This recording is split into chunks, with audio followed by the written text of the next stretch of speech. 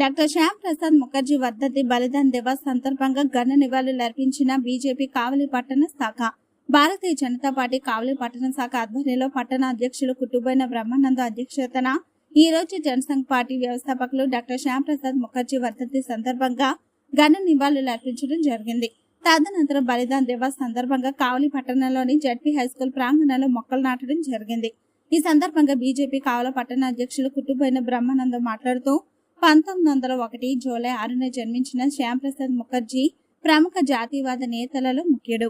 1951లో భారతీయ Jan Sangh party స్థాపించిన ముఖర్జీ ఆధునిక హిందూ జాతీయవాదాన్ని ప్రగాఢంగా విశ్వసించాడు.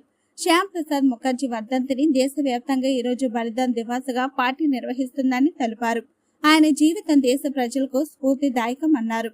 ఆయన ఆలోచన విధానాలు ముందు చూపుకు నిదర్శనమని చెప్పుకొచ్చారు. పాక్ ఆక్రమిత కాశ్మీర్ విషయంలో ఆనాడే నెహ్రూ నిర్ణయాలను వ్యతిరేకించారని తెలిపారు.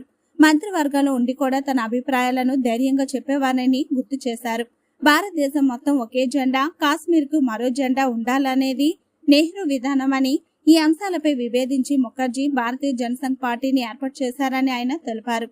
భారతదేశంలో కాశ్మీర్ అంతర్భాగం అని చాటి చెబుతూ ఉద్యమం చేశారన్నారు. ఆ తర్వాత జనసంఘ్ తరపున ఎంపీగా ముఖర్జీ గెలిచారని తెలిపారు. చట్టసభలో కూడా నెహ్రూ విధానాలను ప్రశ్నించారని తెలిపారు. ఒకే దేశంలో 2 రాజ్యాంగాలు, 2 ప్రధాన మంత్రులు, 2 జాతీయ పథకాలు ఉండటాన్ని సహించలేమని, ఏక్ దేశ్ మే దో విధాన్, దో ప్రధాన్, దో నిషాన్ నహీ చలేంగే అని శ్యామ్ ప్రసాద్ ముఖర్జీ నినాదించారు. ఈ నినాదం మొదట జనసంఘ్, ఆ తర్వాత భారతీయ జనతా పార్టీలో తీర్మానంగా, మార్గదర్శక సూత్రంగా మారింది.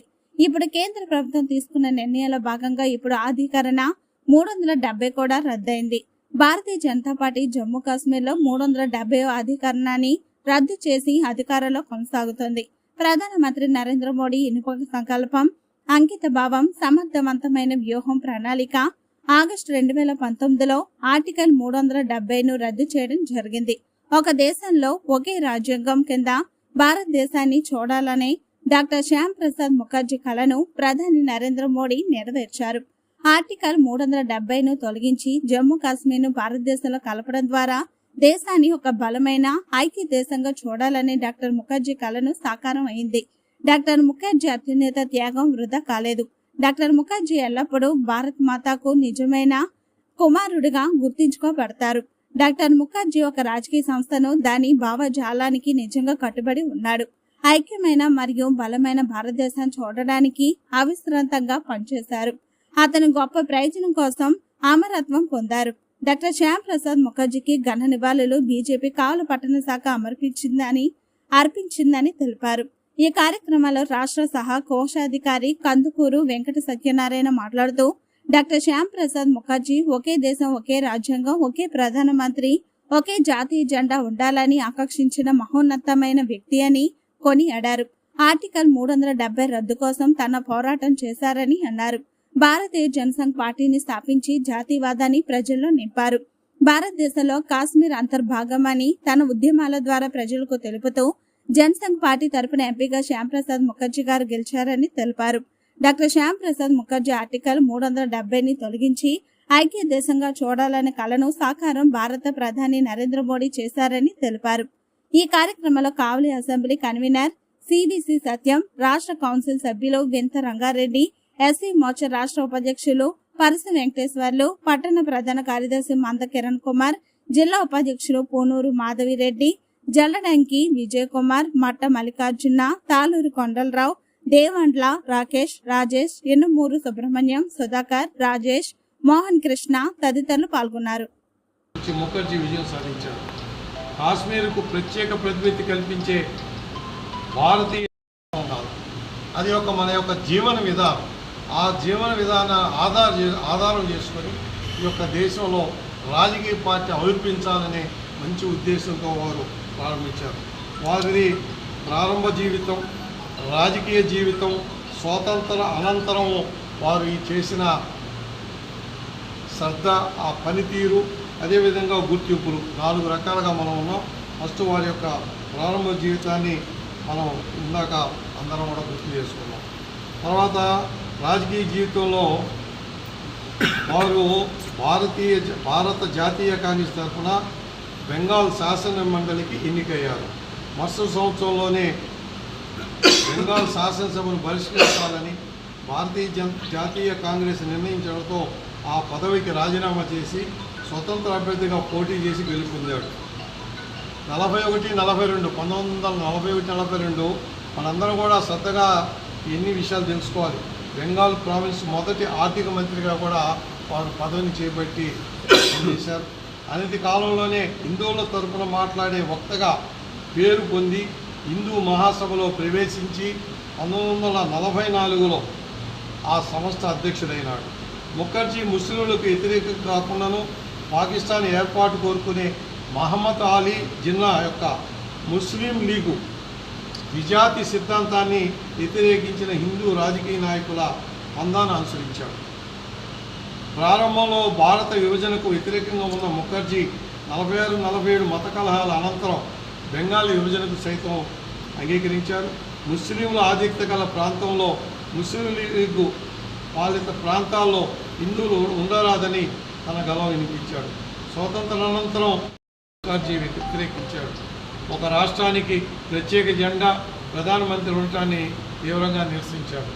ఒకే దేశంలో 2 రాజ్యాంగాలు, 2 ప్రధానమంత్రులు, 2 జాతీయ పతాకాలు ఉండటాన్ని సహించలేమని ఏక్ దేశ్ మైనే దో విధాన్, దో ప్రధాన్ అండ్ దో నిషాన్ నహీ చలేగా అంటే ఒకే దేశంలో 2 గుర్తులు, 2 కరెన్సీలు, 2 విధానాలు జరగని ఆ రోజు పేర్కొన్నారు. తమ దేశంలో అది మన యొక్క భారతీయ జనతా పార్టీ సిద్ధాంతంలో అది ఒక భాగం. మనందరికీ తెలిసిన 370 ఆర్టికల్ కూడా రద్దు చేయడం జరిగింది. ఆ యొక్క రాష్ట్రానికి కూడా మామూలు మన రాష్ట్రం ఎట్లాగో అదేవిధంగా ఆ రాష్ట్రానికి కూడా ఈరోజు ప్రత్యేకంగా ఇచ్చారు. కాబట్టి ఇలాంటి పరిస్థితుల్లో వారు ఈ యొక్క పార్టీ నడపడం, తమ దేశంలో నివసించడానికి ఒక రాష్ట్రంలో అర్హత లేకపోవడానికి గుర్తింపు చూపవలసిన రావడం తదితర కారణాల వల్ల 53లో కాశ్మీర్ వెళ్ళి నిరాహార దీక్ష చేయించాలని నిర్ణయించి సరిహద్దు వద్ద మే 11న అరెస్ట్ అయ్యారు. అతని ప్రయత్నం వల్ల గుర్తింపు కార్డు నియమం తొలగించబడినను అంతవరకు ముఖర్జీ సజీవంగా లేరు. జూన్ 23, 53లో కష్టంలోనే ముఖర్జీ ప్రాణాలని వదిలారని చెప్తున్నప్పటికీ ఏదో విషప్రయోగం ఏదో జరిగింది, ఎవరికి తెలియని విధంగా. కాబట్టి దీని మీద ఇప్పటికీ మిస్టరీగా ఉంది, సరైన ఆధారాలు లేవు. 1953 కష్టంలోనే ముఖర్జీ ప్రాణాలు వదిలారు. ముఖర్జీ మరణంపై అనుమానాలు తలెత్తి విచారణ జరగకపోవాల్సిందిగా కోరినను ప్రభుత్వం ఎలాంటి విచారణ జరపలేదు. ముఖర్జీ తల్లి జోగ్మాయాదేవి ప్రత్యేకంగా ప్రధాని నెహ్రూని కోరినను ఫలితం దక్కలేదు. ముఖర్జీ మరణం ఇప్పటికీ అనుమానాస్పదమైన అంశంగానే మిగిలిపోయింది. ఆ విధంగా వారు ఈ యొక్క దేశానికి పార్టీ ఈరోజు భారతీయ జనతా పార్టీ వ్యవస్థాపకులు శ్రీ శ్యాంప్రసాద్ ముఖర్జీ గారి వర్ధంతి సందర్భంగా భారతీయ జనతా పార్టీ కావలి పట్టణ శాఖ ఆధ్వర్యంలో ఈ యొక్క కార్యక్రమాన్ని చేయడం జరుగుతుంది. శ్యాంప్రసాద్ ముఖర్జీ గారు 1901 జూలై 6వ తారీఖున కలకత్తాలో జన్మించడం జరిగింది. అయితే ఆయన మరలా హిందూవాద సిద్ధాంతంతో హిందూ మహాసభని స్థాపించి జాతి పునర్నిర్మాణం కోసం ఈ యొక్క ఆర్ఎస్ఎస్లో చేరి ఆర్ఎస్ఎస్ కార్యకర్తగా, అలాగనే హిందూ సాంప్రదాయాలని హిందూ జాగృతి చేసేదానికోసంగా జనసంఘాన్ని స్థాపించి ఈ దేశాన్ని ఈ రక్షణ కోసంగా ఆయన అనేక రకాలుగా కృషి చేయడం జరిగింది. ఆయన కలకత్తాలో విద్యాభ్యాసం చేసిన రోజు నుంచి కూడా ఆయనకి మొదటి నుంచి కూడా ఈ దేశం గురించి కాశ్మీర్ నుంచి కన్యాకుమారి వరకు భారతదేశాన్ని ఏ విధంగా అయితే పునర్నిర్మాణం చేయాలో చేసిన వ్యక్తిగా శ్యాంప్రసాద్ ముఖర్జీ గారు పనిచేయడం జరిగింది. ఆయన ఆశయాలతోటి ఈరోజు భారతీయ జనతా పార్టీ జనసంఘ నుండి భారతీయ జనతా పార్టీగా ఆవిర్భావం చెందింది. ఆనాటి నుంచి ఈనాటి వరకు కూడా ప్రతి కార్యకర్త కూడా శ్యాంప్రసాద్ ముఖర్జీ గారి ఆశయాలను కొనసాగిస్తూ ఆయన సిద్ధాంతాలను ముందుకు తీసుకెళ్తూ ఈరోజు భారతదేశంలో ఉన్న భారత ప్రధాని నరేంద్ర మోడీ గారు కూడా ఈ శ్యాంప్రసాద్ ముఖర్జీ గారి ఆశయాలతోనే ఈరోజు భారత ప్రధాని నరేంద్ర మోడీ గారు ఈ యొక్క పరిపాలన సాగిస్తున్నారు. కాబట్టి మనం శ్యాంప్రసాద్ ముఖర్జీ గారి వర్ధంతిని ఈరోజు కావలి పట్టణంలో జరుపుకోవడం చాలా సంతోషంగా ఉంది. ఈ కార్యక్రమాన్ని ఉద్దేశించి భారతీయ జనతా పార్టీ రాష్ట్ర కార్యవర్గ సభ్యులు బీఓటీ సభ్యులు శ్రీ కందుకూరి వెంకట సత్యనారాయణ గారు, భారతీయ జనతా పార్టీ వ్యవస్థాపక వ్యవస్థాపకులైన శ్రీ శ్యాంప్రసాద్ ముఖర్జీ గారి వర్ధంతి సందర్భంగా మొక్కలు నాటే కార్యక్రమం కావలిలోని జెడ్పీ హై స్కూల్లో చేయడం జరిగింది. భారతీయ జనతా పార్టీ పట్టణ శాఖ తరఫున ఈ కార్యక్రమం నిర్వహిస్తున్నాము. మనము శ్యాంప్రసాద్ ముఖర్జీ గారిని వారి పేరంటే మనకు గుర్తొచ్చేది ఒకటే, హిందూ సమైక్యతావాదము, హిందూ జాగరణ అనేది వారి నినాదము. అలాగే వారు ఈ దేశ అభివృద్ధికి, ఈ దేశ పురోగతికి దిశ దశ నిర్దేశించిన వ్యక్తి. ఈరోజు వారి అడుగుజాడల్లోనే ఈరోజున్న ఎన్డీఏ ప్రభుత్వము, ప్రధానమంత్రి నరేంద్ర మోడీ గారు అయితేనేమి, ఇప్పుడు కొత్తగా ఏర్పడిన ఈ కూటమి ప్రభుత్వాలైతేనేమి వారి అడుగుజాడల్లో నడుస్తూ దశ దిశ మార్గదర్శకం చేసుకుంటూ మనం అభివృద్ధిని సాధించాలని కోరుకుంటున్నాము. ఈ అవకాశం ఇచ్చిన మా పట్టణ శాఖ వారికి ధన్యవాదాలు తెలియజేస్తున్నాను. ఈరోజు మొక్కను చూపిస్తారు జనసంఘ వ్యవస్థాపకులు, అలాగనే ప్రస్తుత భారతీయ జనతా పార్టీ స్థాపకులైన శ్యాంప్రసాద్ ముఖర్జీ గారి బలిదాన దివస్ వర్ధంతి సందర్భంగా భారతీయ జనతా పార్టీ కావలి పట్టణ శాఖ ఆధ్వర్యంలో జిల్లా పరిషత్ హై స్కూల్లో మొక్కలు నాటే కార్యక్రమాన్ని ప్రారంభించడం జరిగింది.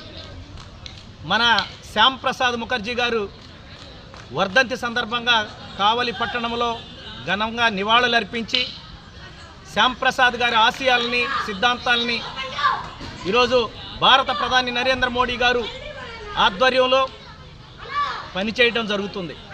వారి సిద్ధాంతాలు, వాళ్ళ ఆశయాలను మేమందరం కూడా కొనసాగిస్తామని, దేశభక్తితో, ధర్మం కోసం, దేశం కోసం పనిచేస్తూ, భారతీయ జనతా పార్టీ జాతి పునర్నిర్మాణం కోసం పనిచేస్తూ, ఈ దేశాన్ని రక్షించుకుంటూ ఒక పక్క అనేక రకాలైన అభివృద్ధి సంక్షేమ పథకాలని ప్రజల్లోకి తీసుకెళ్తూ, ఏదైతే శ్యాంప్రసాద్ ముఖర్జీ కోరుకున్నారో పేద బడుగు బలహీన వర్గాల కోసం పనిచేస్తూ ఈరోజు భారతీయ జనతా పార్టీ ముందుకు పోతుంది.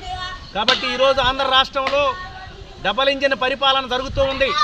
ఈరోజు శ్యాంప్రసాద్ ముఖర్జీ గారు ఆ రోజు కోరుకున్న ఆశయాలను ఈరోజు ఎన్డీఏ అమలు చేయబోతుంది. కాబట్టి బీజేపీ, జనసేన, తెలుగుదేశం ఉమ్మడి అభ్యర్థులుగా గెలిచిన వ్యక్తులు ఈరోజు భారతీయ జనతా పార్టీ ఆశయాలతో ముందుకు పోతున్నారు. కాబట్టి మేమందరం కూడా ఈరోజు భారతీయ జనతా పార్టీ అడుగుజాడల్లో నడుస్తూ ఈ యొక్క మొక్కలు నాటే కార్యక్రమం పరిరక్షణ కోసం పనిచేస్తున్నామని చెప్పి తెలియజేస్తూ, ప్రతి ఒక్కరు కూడా ఈ యొక్క పర్యావరణ పరిరక్షణలో భాగంగా ప్రతి వ్యక్తి ఒక చెట్టు నాటాలని చెప్పి ఈరోజు నిర్ణయం తీసుకొని పనిచేస్తున్నాం. కాబట్టి ప్రతి ఒక్కరు కూడా, విద్యార్థులు కానీ, యువత కానీ, మహిళలు కానీ, ముఖ్యంగా ప్రతి ఒక్కరు కూడా, ప్రతి వ్యక్తి ఒక చెట్టు నాటి ఈ పర్యావరణాన్ని కాపాడాలని చెప్పి ఈ సందర్భంగా కోరుకుంటున్నాం.